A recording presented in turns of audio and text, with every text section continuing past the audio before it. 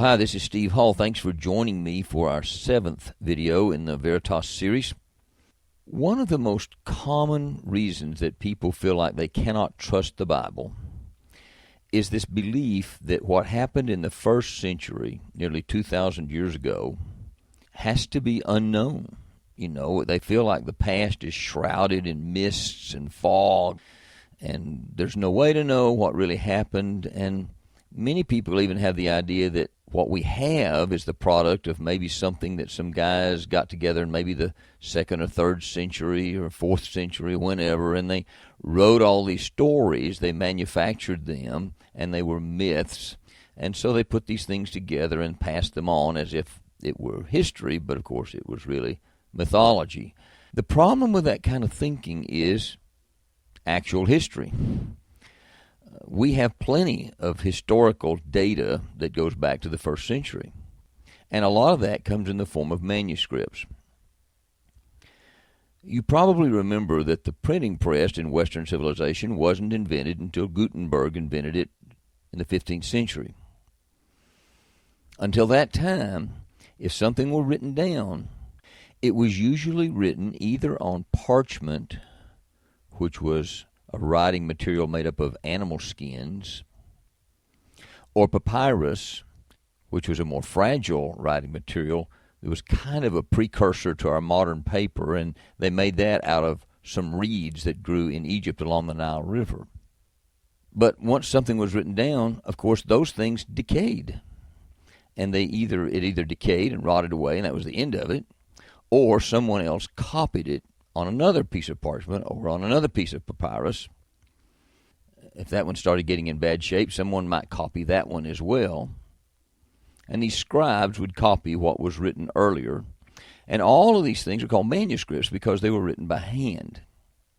And that's how anything that was written before the printing press was preserved. It turns out that manuscript evidence for the New Testament is a very exciting thing to consider, and especially when you compare it to manuscript evidence of other writings.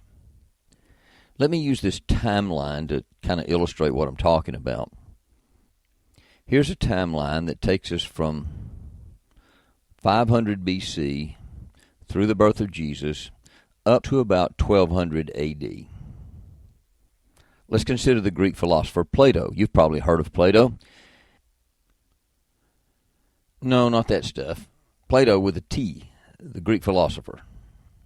Any college basic philosophy class will spend a lot of time discussing Plato and his kind of thinking and the things he wrote. Plato lived 427 to 347 BC. The earliest manuscript we have, all the earlier ones are long gone. They're destroyed. We can't look at anything earlier than something that we date around 900 AD. The time interval, then, between the time Plato wrote these things and the earliest manuscripts we have is about 1,200 years. And we have 7 ancient manuscripts of Plato's writings. Julius Caesar, of course a famous Roman emperor, and also a famous Roman author, he wrote histories of Roman wars, lived from 100 to 44 BC. Again, the earliest manuscript we have of anything he wrote is around 900 AD. So the time interval between the time Julius Caesar first wrote his history and the manuscripts we have, about 1,000 years, and we have 10 ancient manuscripts of the works of Julius Caesar. Aristotle was a student of Plato.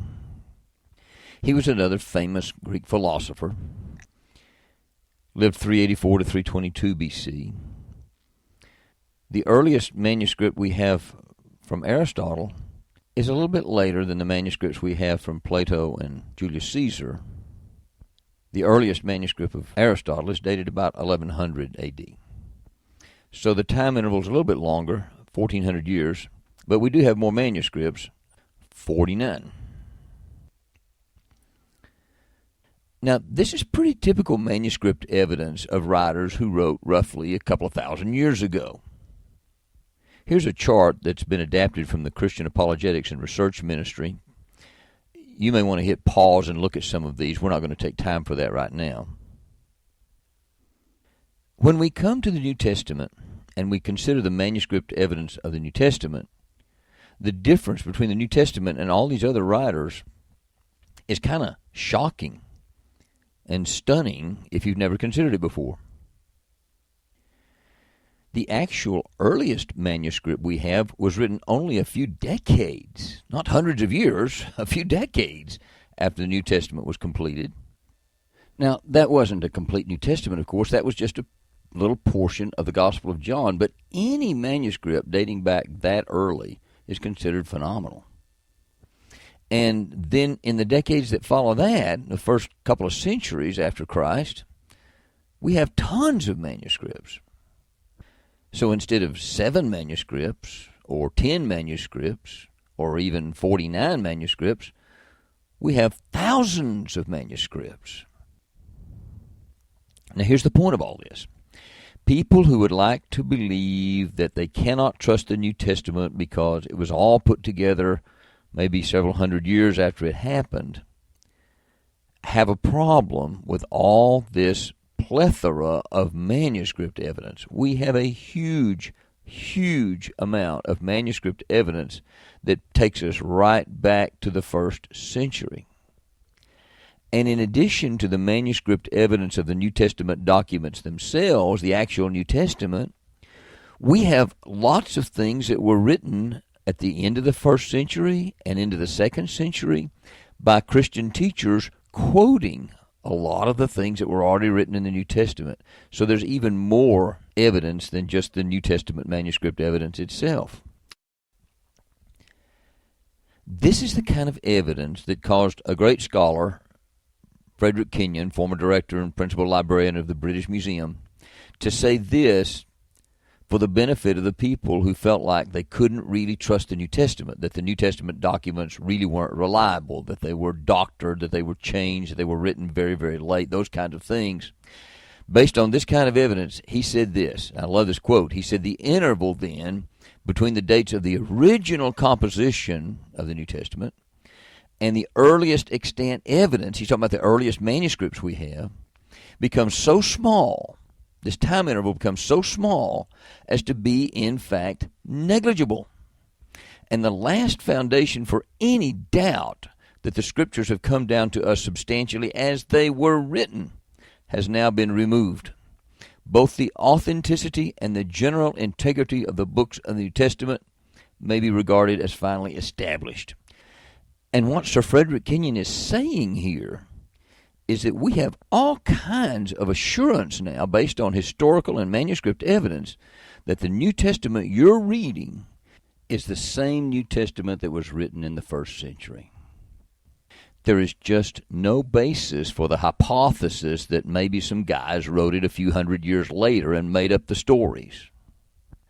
And I think it is very gracious of God to leave this kind of historical manuscript evidence for us to deal with those who have serious doubts about the authenticity of the New Testament.